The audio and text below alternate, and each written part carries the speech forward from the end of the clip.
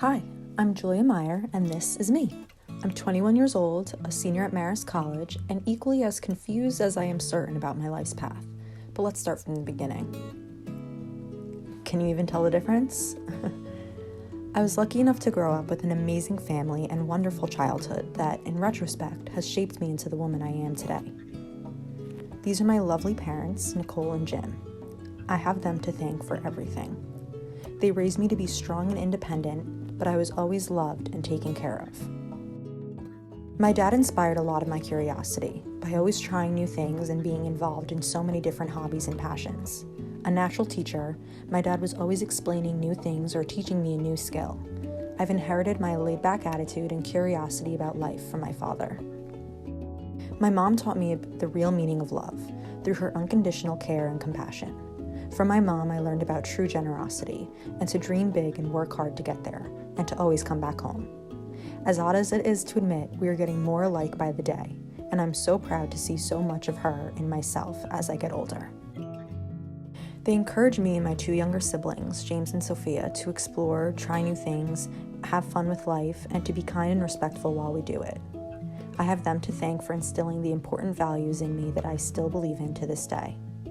I also have them to thank for these two. My childhood would have been incomplete without the days spent playing on this very floor. Everything from fort building to dolls to race cars and trains, our imaginations ran wild when we were young and set the foundation for our sibling relationship moving forward, and I'm so grateful for that.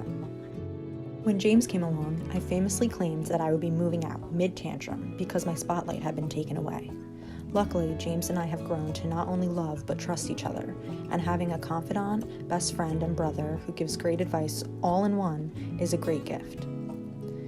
Our baby Sophia arrived while I was in first grade. The most adorable little baby in the world, it was hard not to want to spend every moment with her. As we've both grown up, our sisterly bond has changed to include fighting over clothes, despite a 6-year difference, but the protective instinct has always remained with me. My support system extended far beyond my household, though. My paternal grandparents, Jim and Diane Meyer, taught me the importance of familial love, despite any distance, and of making the most out of your time with the people you care about. I also owe a tremendous amount of my lessons on values and manners to my maternal grandparents, Elaine and Peter Tarenti, or Mimi and Pop to me. Mimi and Pop encouraged my creativity and curiosity the most, answering my endless stream of questions on life and everything as they helped to raise me. They passed on the irreplaceable value of family, and their generosity and support in my life have shaped me more than I probably even knew. Now that you've been introduced to my family, let's get back to me. I was a very curious and adventurous child growing up, and that has carried through to shape me into who I am today. As a kid, I tried a little bit of everything. From basketball and lacrosse to Girl Scouts and theater, I was curious to find my passion. Nothing seemed to come easily, though. I even did cheerleading for about 10 years, but couldn't find my passion there either. Looking back now, I couldn't discover my passion in any extracurricular activity because I was searching for the wrong thing. For me, participating in one set activity actually constrained my creativity and curiosity for life. I grew up on the lake. Rain or shine, snow or sun, many of my days were spent in the water or at our neighborhood beachfront, building bonds with the other neighborhood kids and creating a family and a sense of home. It was there where I learned to really play, to make s'mores, play manhunt, swing on a rope swing, and see shapes in the clouds and in the trees.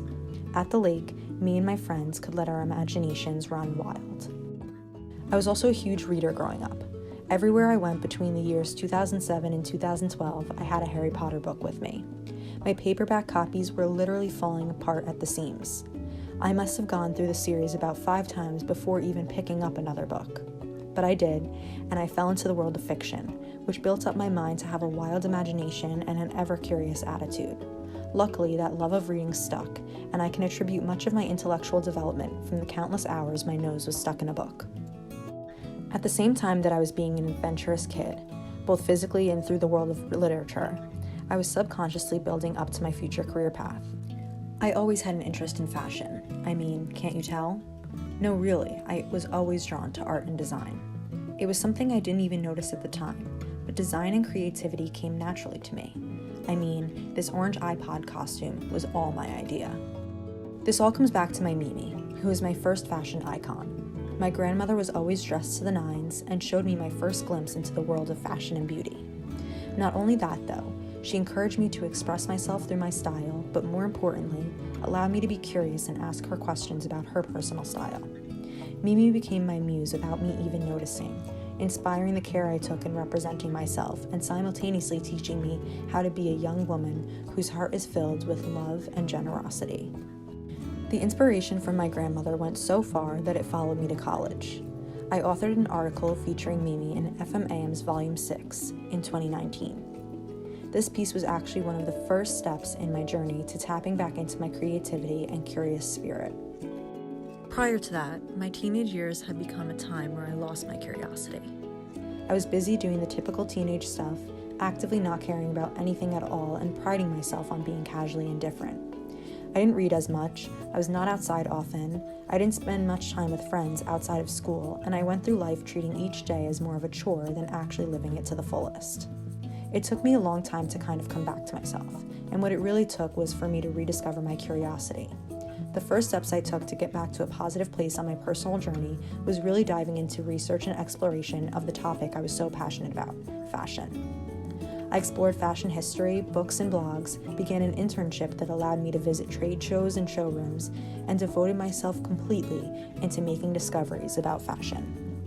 Once I had found an outlet to let my curiosity flow again, it began to come much more naturally, but it definitely took a few more years for me to get to a point where I'm truly happy with myself and my life, and I attribute that to my ability to be curious. Let me explain. I'm now at a place where I feel like I've come back to myself, or how I was as a child. Being curious gives you a reason to get up and try new things, meet new people, and be really present in every moment of your day. Those are the things that have brought me the most happiness and fulfillment as of late.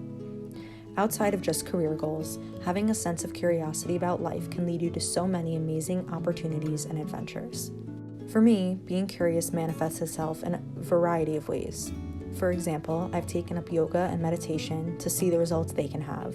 I listen to podcasts every day to learn about different industries, philosophies, or people. I'm back to reading as much as I can, and I'm always eager to try a new restaurant or explore a new town. The most important aspect of curiosity that I've been practicing lately, though, is just simply paying more attention. Here's a secret. If you pay attention to every moment of your day, time slows down and you have more of it. Noticing the beauty in every moment really helps to make each of them count. I now try to be curious about the way the leaves change, the colors of the sunset, the sound of the wind, the way I prepare my food, just because it leaves so much more time to appreciate it all. I'm more grateful for every moment I get to spend with loved ones because I'm able to be fully present and appreciative.